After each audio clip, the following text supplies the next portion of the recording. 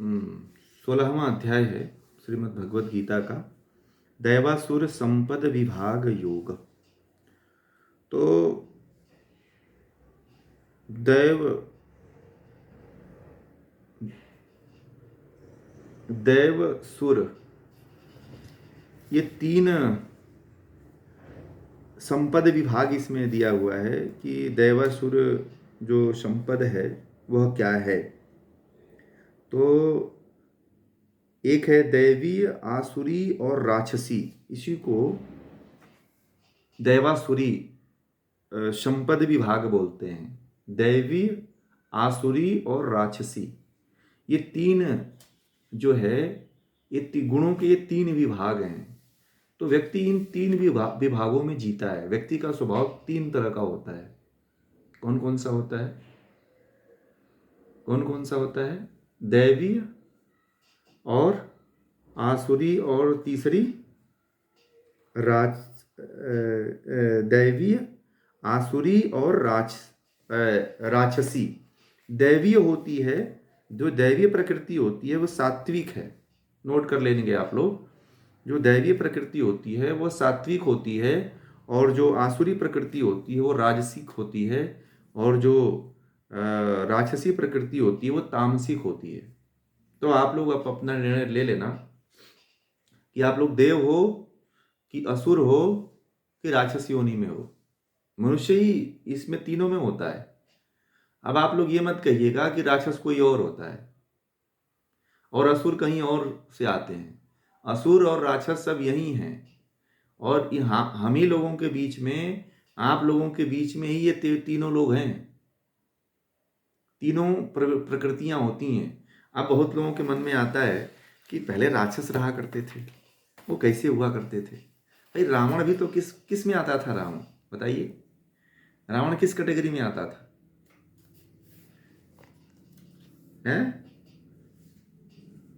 आसुरी में आता था कि राक्षसी में आता था? भाई वो तो वो तो राक्षसी प्रकृति में आता था, प्रवृत्ति में आता था। हैं? राम किस प्रवृत्ति में थे? देखिए, दैवीय प्रकृति क्या होती है?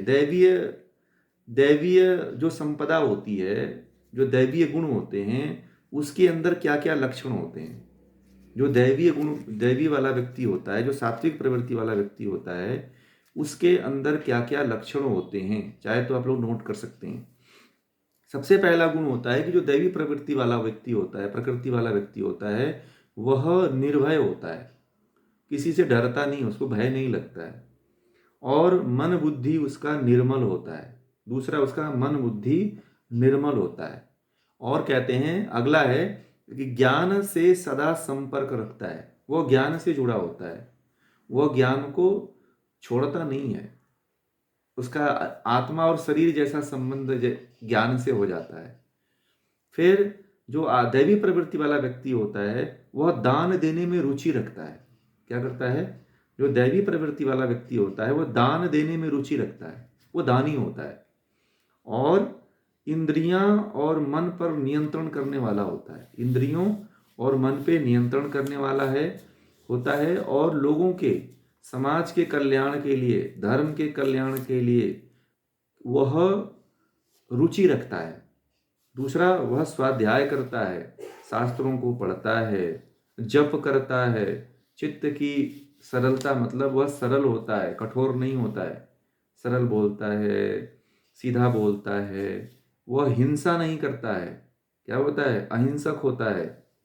और सत्य बोलता है, क्रोध नहीं करता है, चित्त को स्थिर करता है, और किसी की निंदा नहीं करता है, किसी की बुराई नहीं करता है, दया भाव रखता है, लोभ नहीं करता है। ये जो है, और भी बहुत से गुण हैं, जितने अच्छे अच्छे गुण हैं ना, सब मैं कितना गिनाऊं, वो सारे के सारे व्यवहार में उसकी कोमलता होती है, व्यर्थ के काम को नहीं करता है, उसके पास बल होता है, वो क्षमा भी कर देता है, उसके अंदर धैर्यता भी होती है, मन वचन से वह शुद्ध व्यवहार करता है, वह किसी से दुश्मनी नहीं रखता है, अभिमान नहीं करता है।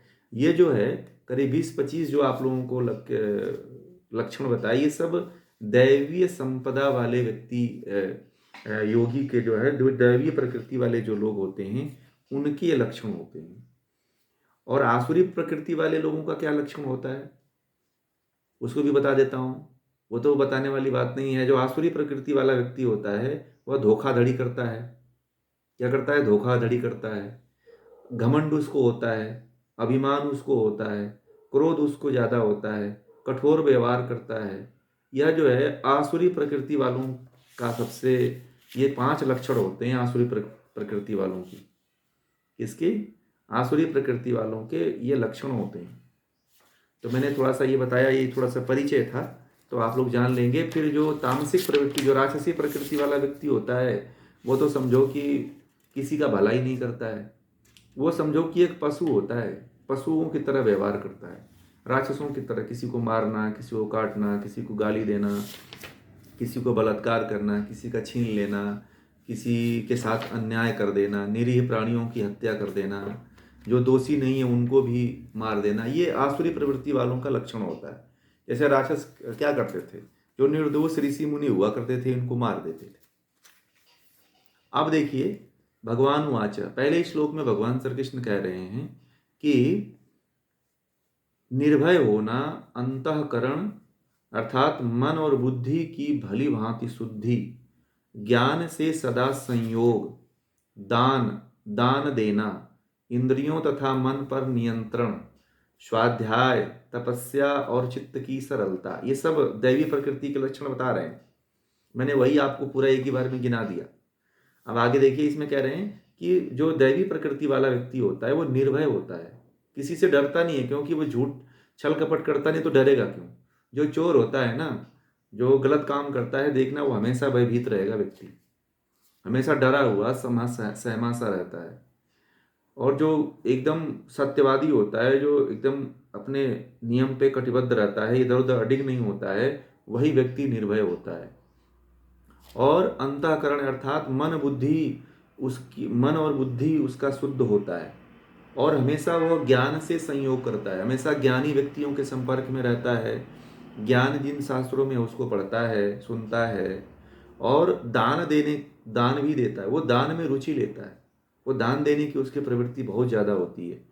इंद्रियों और मन पे नियंत्रण रखता है, और वह स्वाध्याय करता रहता है, शास्त्रों का अध्ययन करता रहता है, और चित्त की सरलता होती है, मन उसका सरल होता है, कठोर नहीं होता है, किसी को गाली नहीं देता है, किसी की चुगली नहीं करता है, किसी को मारता नहीं है, अहिंसा भी नहीं करता। दूसरे श्लोक में कह रहे हैं कि वह हिंसा भी नहीं करता है, सत्य बोलता है, जो जैसा है उसको वैसे ही बताता है, झूठ नहीं बोलता है। और कह रहे हैं क्रोध नहीं करता है। सभी लोग क्रोध करते हैं ना, आप लोग, क्रोध नहीं करना चाहिए। क्रोध सबसे बड़ा घातक चीज होता है, इसलिए कभी क्रोध नहीं करना चाहिए। और चित्त को, मन को शांत रखता है, और सभी प्राणियों पे दया भाव रखता है, विनम्रता का व्यवहार करता है, और बुरे कामों को त्याग देता है। जो भी बुरे कर्म होते हैं उनको वह करता नहीं है।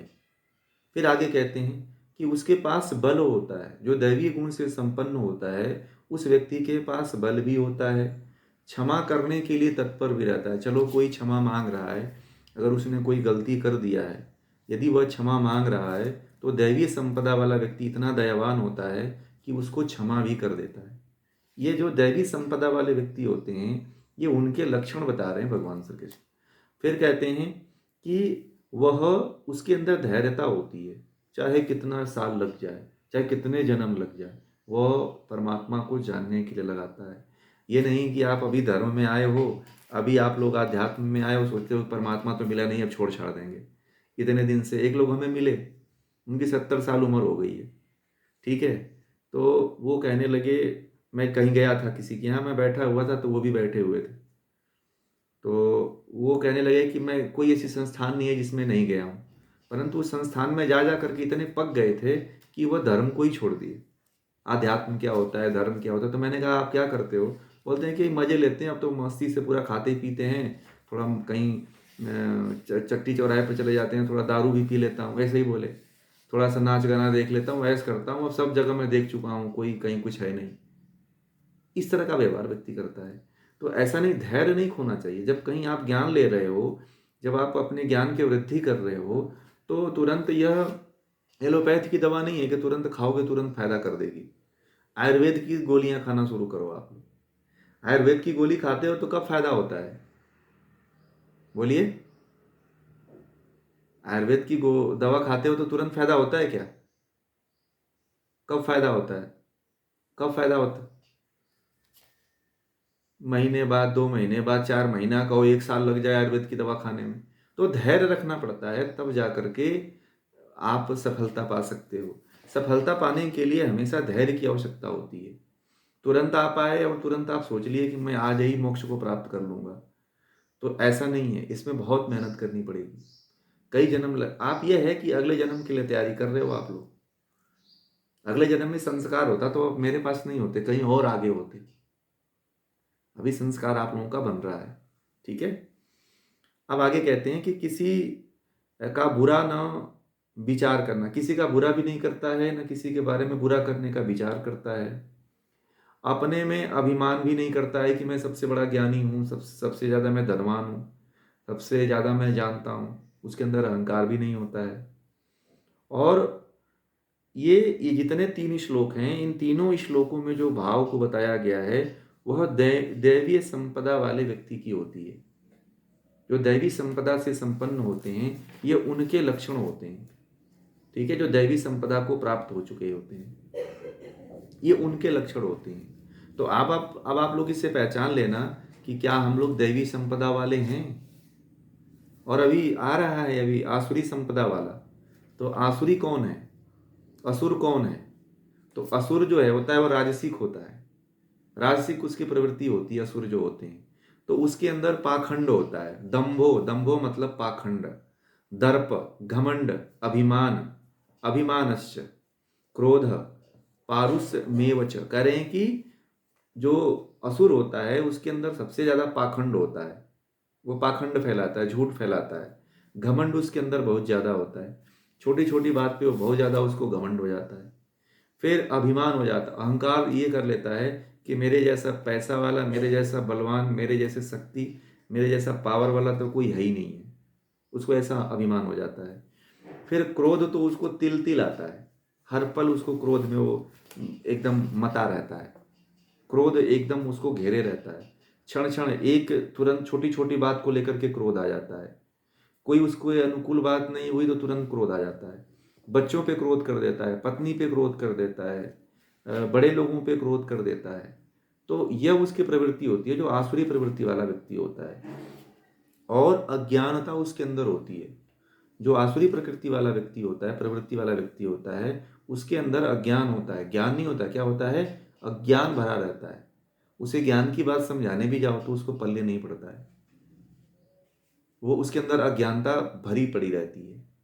और कहते हैं कि कठोर वाणी, और वह किसी से भी बोलता है तो अकड़ के बोलता है, कठोर बोलता है।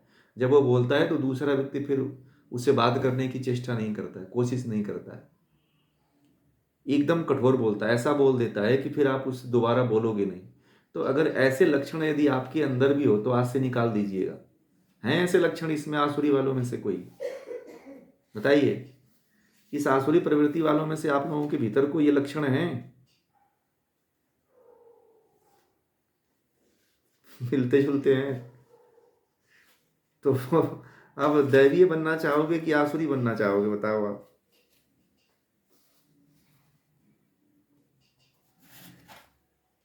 हाँ तो अब कोशिश कर। हाँ।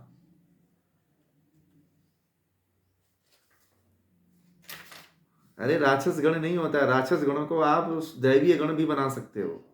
ये ऐसा नहीं होता है। आप जन्मपत्री को हटा दीजिए आप, और ये गीता वाली जन्मपत्री अपने साथ बांधिए। ठीक है। दैवीय संपदा का गुण अपने जन्मपत्री में लिख लीजिए कोने में कहीं, कि ये मेरा असली गुण है। ठीक है। तो आप ये अपने भीतर से देख लीजिए, पाखंड तो नहीं है कहीं, कहीं घमंड तो नहीं है, कहीं अभिमान तो नहीं है, कहीं क्रोध तो नहीं है, कहीं अज्ञानता तो नहीं है, कहीं मैं किसी से कठोर तो नहीं बोल देता हूँ। तो ये सारी बातों को आप लोग नोट कर लेना। ठीक है। तो आप लोग नोट करिए, इसको बात समझ रहे हैं? इसको अपने भीतर देखने का प्रयास करो कि कहीं हम आसुरी, तुरंत अगर कहीं उधर जाते हैं तो तुरंत ये अपने आप को पकड़ लो कि अरे मैं तो असुर हो गया। ठीक है, तो असुर बनना चाहेंगे क्या आप लोग? आज के बाद आप लोग असुर न रहें, कम से कम दैवी में आ जाएं। बोलिए भाई, अब इसके बाद असुर के बाद राक्षसी बनने वाले हैं फिर।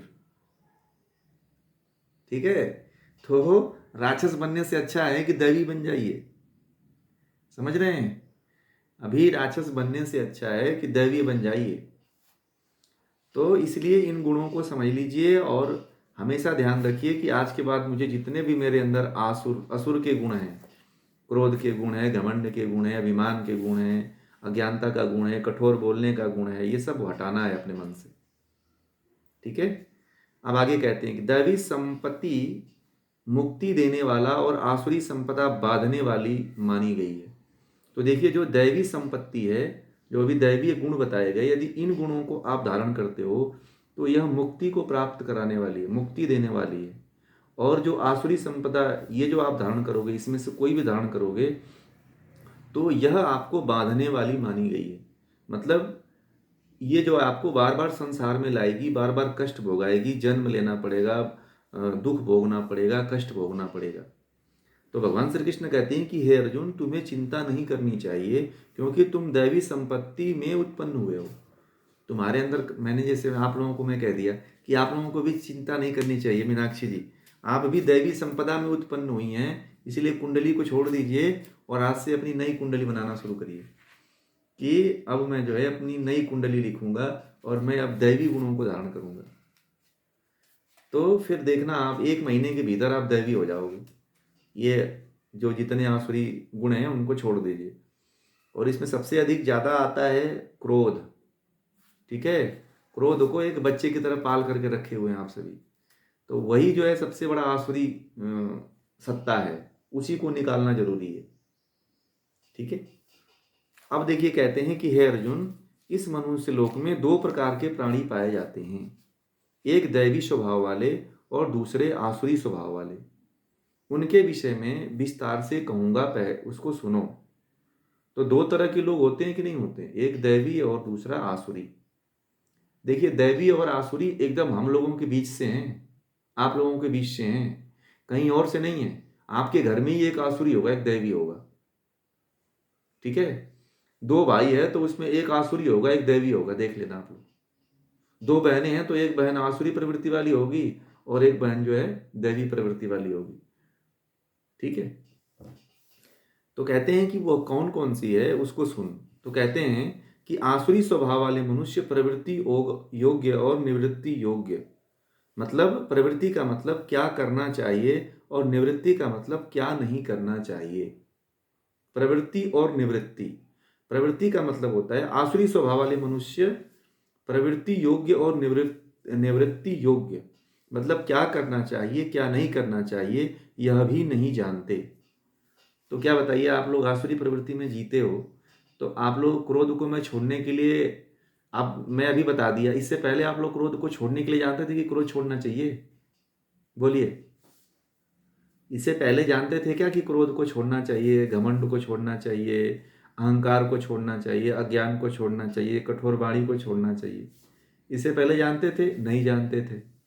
तो भगवान श्री कृष्ण वही कहते हैं कि जो आसुरी प्रवृत्ति वाले लोग होते हैं उनको ये नहीं पता होता है कि मैं जो है, मुझे कौन सा, किन स्वभावों, क्या करना चाहिए और क्या नहीं करना चाहिए, उनको ये पता ही नहीं होता है। देखिए, दोष मत दीजिए, जब जागे तभी सवेरा। यदि आज आप लोग जान गए हैं कि मैं जो है आसुरी प्रवृत्ति में हूँ, तो आज ही छोड़ दीजिए। चलिए, अभी तक नहीं पता था, भगवान श्री कृष्ण भी इसको स्वीकार कर रहे हैं कि हे अर्जुन, तू, तेरे अंदर यदि आसुरी प्रवृत्ति है तो तू अपने आप को इंसल्ट या नीचा मत समझना। तुझे आज पता चला है तो आज ही से अपने भीतर से जो आसुरी प्रवृत्तियां हैं इनको हटाने का प्रयास करो। किसी के कारण अपनी आसुरी प्रवृत्ति को मत बढ़ाइए, चाहे बच्चों के कारण, चाहे पति के कारण, चाहे परिवार के कारण, अपनी आसुरी प्रवृत्ति को मत बढ़ाइए। क्लियर हुआ? तो इनमें अब आगे कहते हैं कि इस कारण उनमें शुद्धि, मतलब शरीर मन बुद्धि नहीं होती। न चरित्र के विषय में और न ही सत्य के विषय में वे जानते हैं। उनको देखिए, जो आसुरी प्रवृत्ति वाले लोग होते हैं, उनको क्या करना चाहिए और क्या नहीं करना चाहिए उनको वो पता नहीं होता है, उनको जानकारी नहीं होती है। इसके कारण उनकी मन, बुद्धि और शरीर शुद्ध नहीं हो पाती है। वो हमेशा, उनका शरीर, मन, बुद्धि अशुद्ध रहता है। वो कभी शुद्धि की अच्छी बातें सुनेंगे ही नहीं। हमेशा वह, उनके सामने यदि आप ज्ञान की बात करोगे तो भाग जाएंगे वो, क्योंकि आसुरी प्रवृत्तियां उनको ज्ञान से टच होने नहीं देती हैं। वह चाहती हैं कि अगर इसको ज्ञान मिल गया तो ये सुधर जाएगा। फिर ये कहते हैं कि न चरित्र के विषय में ही और न सत्य के विषय में जानते हैं। वो चरित्र, अपने अपने चरित्र को ऐसे ही बेचते रहते हैं, उल्टा सीधा काम करते रहते हैं। उनके जीवन में व्याभिचार आदि सब, ये सब गुण होता है। तो वह अपने चरित्र पे ध्यान नहीं देते हैं और सत्य को कभी धारण नहीं करते हैं। कभी वो सत्य नहीं बोलते हैं, कभी सत्य का सहारा नहीं लेते हैं, सत्य में जीवन अपना नहीं बनाते हैं और हमेशा असत्य के रास्ते पे चलते रहते हैं।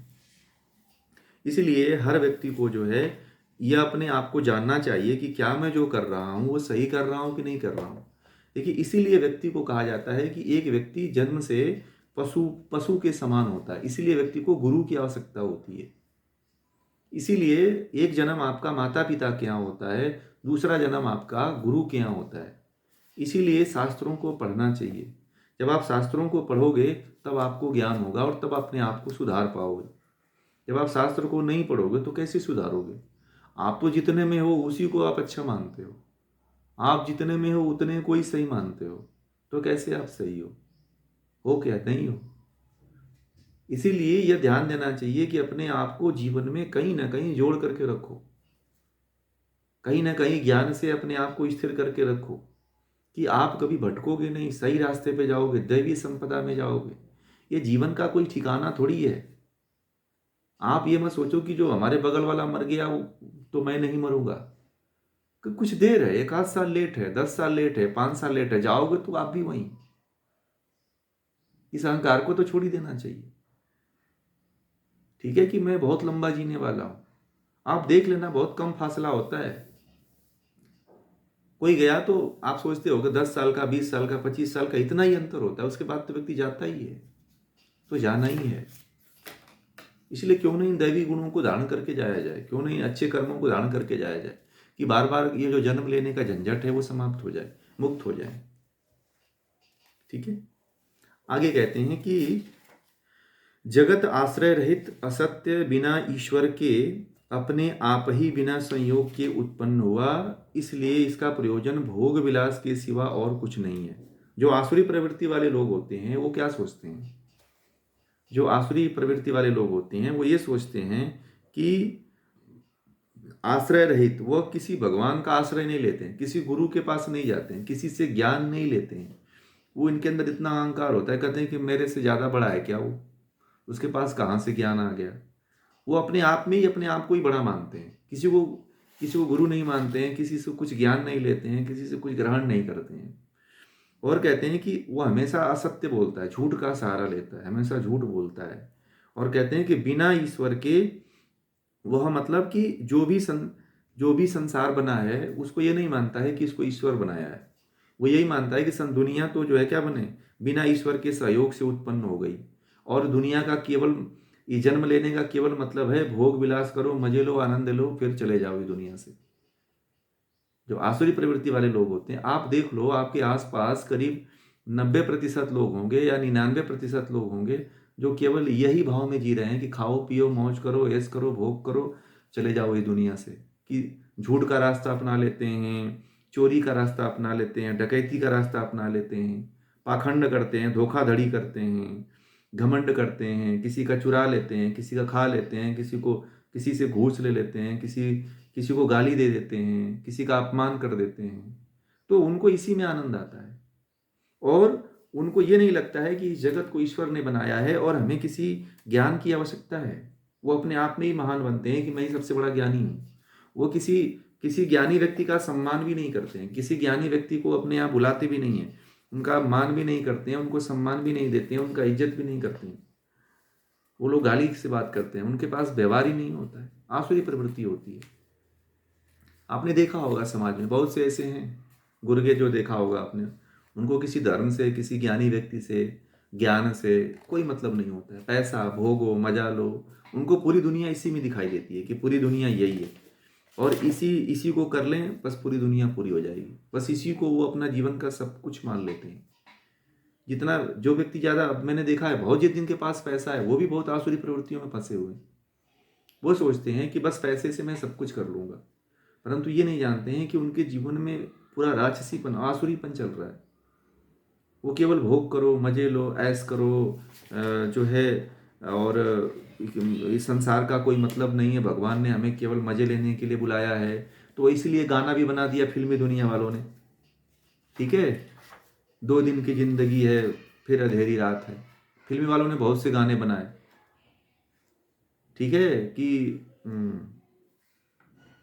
जीवन का मतलब तो आना और जाना है। तो बस यही दुनिया वाले समझ लेते हैं कि बस आओ जाओ, इसलिए जितना मुस्कुरा लो। सब दुनिया वाले कहते हैं कि हंस लो खेल लो, हंस लो खेल लो, ये आनंद नहीं है, ये मुक्ति नहीं है, ये नहीं जाने वाला हंसना खेलना।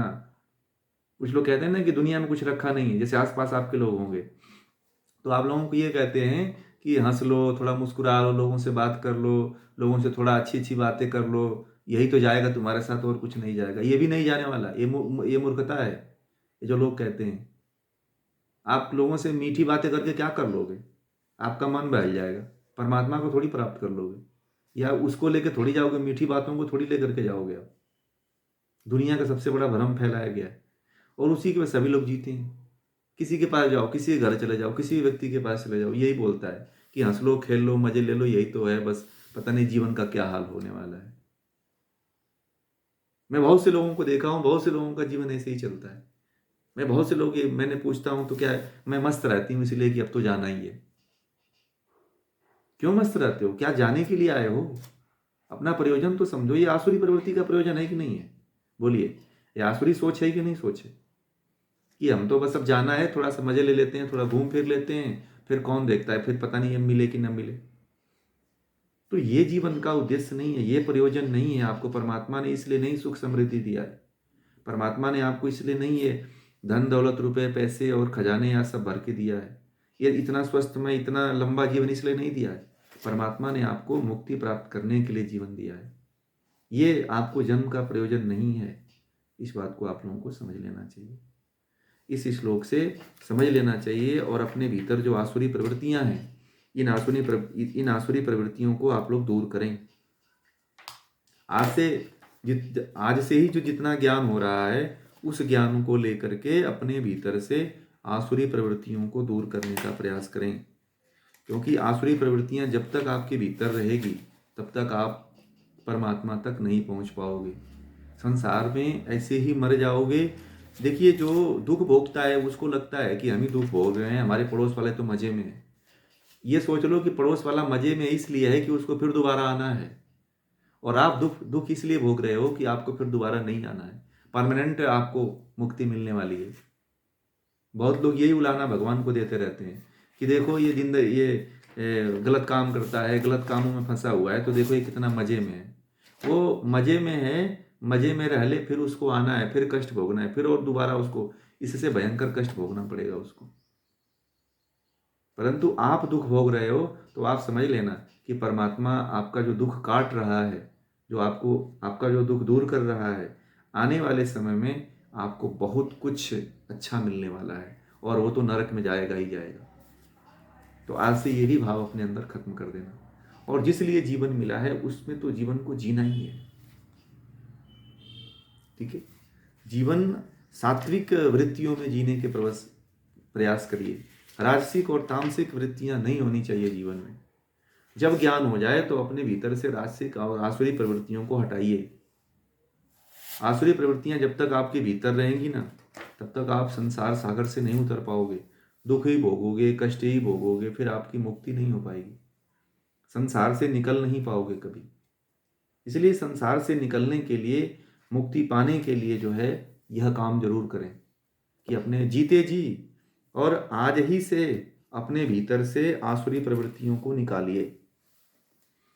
क्यों? क्योंकि निकालना बहुत जरूरी है, फिर पता नहीं ये समय आए कि ना आए। ऐसा जीवन आए कि ना आए, ऐसी परिस्थिति आए कि ना आए।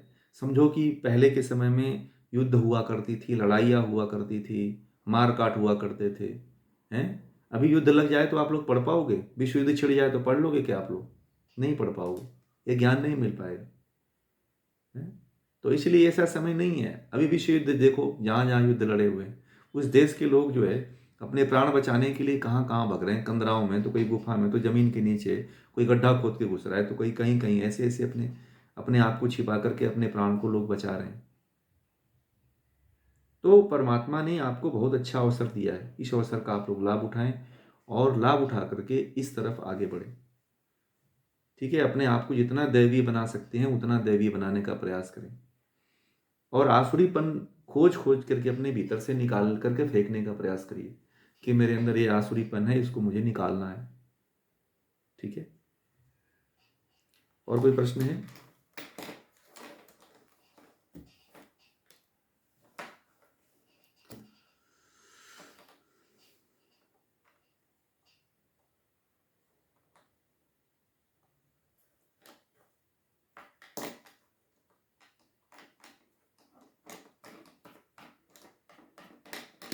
स्वर्ग ये है, स्वर्ग और नरक यहीं पे होता है। स्वर्ग ये है कि आपको, स्वर्ग उसको कहते हैं कि जहाँ पे इसी जीवन में आपको अच्छा गुरु मिल जाए, अच्छा परिवार मिल जाए और अच्छा ज्ञान मिल जाए तो आपके लिए वही स्वर्ग है। सुख समृद्धि मिल जाए, धन रुपए पैसे मिल जाए तो यही आपके लिए स्वर्ग है। यदि आप का जीवन जो है, आप अज्ञान की अवस्था में हो, सही गुरु का आपको मार्गदर्शन नहीं है और दरिद्रता आपके घर में छाई हुई है, पति और पत्नी के बीच में कलह है, द्वेष है, काम है, क्रोध है, लोभ है, मोह है और एक दूसरे के प्रति ईर्ष्या है, झगड़ा है, झंझट है, तो ये क्या है? यही नरक है। इसी को नरक कहते हैं। और आप अच्छे तरफ जा रहे हो, आप ज्ञान की तरफ जा रहे हो, आप आध्यात्म की तरफ जा रहे हो, परमात्मा की तरफ जा रहे हो, सुख समृद्धि है, धन दौलत है, रुपए पैसे हैं, बच्चे भी अच्छे हैं, परिवार भी अच्छा है, पति भी अच्छे हैं, तो यही आपका स्वर्ग है। इसी को स्वर्ग कहा गया है। कहीं ऐसा लोक नहीं बनाया गया है कि आप यहाँ से उठ करके जाओगे। स्वस्थ शरीर तो यहीं रह जाती है तो जाओगे कहाँ? ऐसे भी तो सोच लो। इसीलिए कहीं स्वर्ग नरक नहीं है, यहीं सब कुछ स्वर्ग भी है और यही नरक है और यहीं भोग करके व्यक्ति को जाना है। इसलिए जितना अच्छा कर्म हो सकता है, जितने अच्छे गुणों को आप धारण करोगे करेंगे, उतना आप स्वर्ग को प्राप्त होंगे। जितने बुरे गुणों को आप अपने जीवन से हटाएंगे, स्वर्ग की तरफ जाएंगे। ठीक है, और आसुरी प्रवृत्तियों को धारण करेंगे तो नरक में जाएंगे। घमंड, पाखंड, झूठ, चोरी, जारी, है ना, व्याभिचारी, ये सब जितने भी गलत काम हैं, उन गलत कामों को करते हैं तो आप समझो कि आपका नरक शुरू हो गया है। ठीक है, किसी के प्रति द्वेष की भावना, किसी के प्रति ईर्ष्या की भावना, और आप सबसे बड़ी महत्वपूर्ण बात है कि आप कहाँ जुड़े हुए हो, किससे जुड़े हुए हो, ये बहुत महत्वपूर्ण रखता है। और अपने जीवन में आध्यात्म से, ज्ञान से अपने आप को जोड़ के रखना चाहिए हर व्यक्ति को। भगवान श्री कृष्ण से अर्जुन ने अपने आप को जोड़ के रखा था, इसलिए अर्जुन विजयी हुआ। ठीक है, तो आप जीवन में कहीं भी रहो परंतु एक ऐसे स्थान से अपने आप को जोड़ो जहां से आपको ज्ञान मिलता रहे। ठीक है, जिससे कि आप सही दिशा के तरफ आगे बढ़ते रहो, सही दिशा में आप कार्य कर सको। नहीं तो ये जीवन क्या हो, जीवन का अंत हो जाएगा। जीवन नरक, नरक में जीवन का नाश होगा और फिर नरक ही मिलेगा आपको। नरक से नरक ही मिलता है। ठीक है, परंतु स्वर्ग से स्वर्ग मिल जाता है, नरक से नरक मिल जाता है। कुछ लोगों को स्वर्ग मिला हुआ है परंतु स्वर्ग मिलने के बाद भी वो इस बात को नहीं समझ रहे हैं। वो लोग अभी अपने आप को सचेत नहीं कर रहे हैं, अटेंशन नहीं हो रहे हैं वो, कि ये बहुत भयावह स्थिति आ जाएगी उनके जीवन में और ऐसा व्यक्ति गिरता है, ऐसा परमात्मा ले जाकर के गिरा देता है उस व्यक्ति को कि फिर उठ नहीं पाता है। जो मैं आप लोगों को ये बात बार बार कहता हूं कि जो अवसर अभी मिल रहा है वो अवसर कभी नहीं मिलेगा। इसलिए स्वर्ग को अभी बना लीजिए और नरक को छोड़िए। नरक में तो हो ही अभी आप। अब ज्ञान में रहना, दुनिया का वेदों में कहा गया है कि जो व्यक्ति अज्ञान की अवस्था में, वो नरक में ही है। ये तो राक्षसी प्रवृत्ति है। अज्ञान की अवस्था क्या है? अपने आप को, नोट कर लीजिएगा इस बात को, अपने जीवन को अज्ञान की अवस्था में व्यक्ति जब मर जाता है या छोड़ देता है, अज्ञान में ही मर जाता है, तो वह व्यक्ति राक्षस ही पैदा होता है। कहीं भी जाता है राक्षस कुल में ही जन्म लेता है और वो उसका पूरा जीवन राक्षसी ही होता है। जो व्यक्ति ज्ञान की तरफ जा रहा है वो थोड़ा असुर से फिर दैवी की तरफ जाता है। जो व्यक्ति, संसार में जितने व्यक्ति हैं वो अज्ञान की अवस्था में है, आप समझ लेना कि वो राक्षसी प्रवृत्ति में ही है, वो राक्षस ही है, असुर ही है वो। इसलिए ज्ञान को प्राप्त होना ही सबसे बड़ा जो है धर्म है, सबसे बड़ा कार्य यही है। इसलिए मैं कहता हूँ कि आप लोग अपने लिए समय निकालो। मैंने एक दिन विचार भेजा था आप लोगों को, पढ़े कि नहीं पढ़े आप लोग, कि जिनके लिए दौड़ रहे हो ना, वो आप बहुत बड़ा ब्रह्म है। आप चले जाओगे तब भी वो लोग चलेंगे, तभी भी अपना काम करेंगे, तभी भी वो लोग जिएंगे और दूसरे दिन से हंसने भी लगेंगे, फिर दुनिया की दूसरी तलाश कर लेंगे। इसलिए भ्रम छोड़ लो, छोड़ दीजिए और अपने लिए लग जाइए आप लोग। ठीक है, बहुत बड़ा भ्रम है और इस भ्रम को जो समझ गया वो अपने लिए समय निकाल लेता है, और जो दुनिया के लिए समय निकाल लेता है वो फिर भ्रम में भ्रमित हो जाता है और भ्रम में उलझता चला जाता है। ठीक है, तो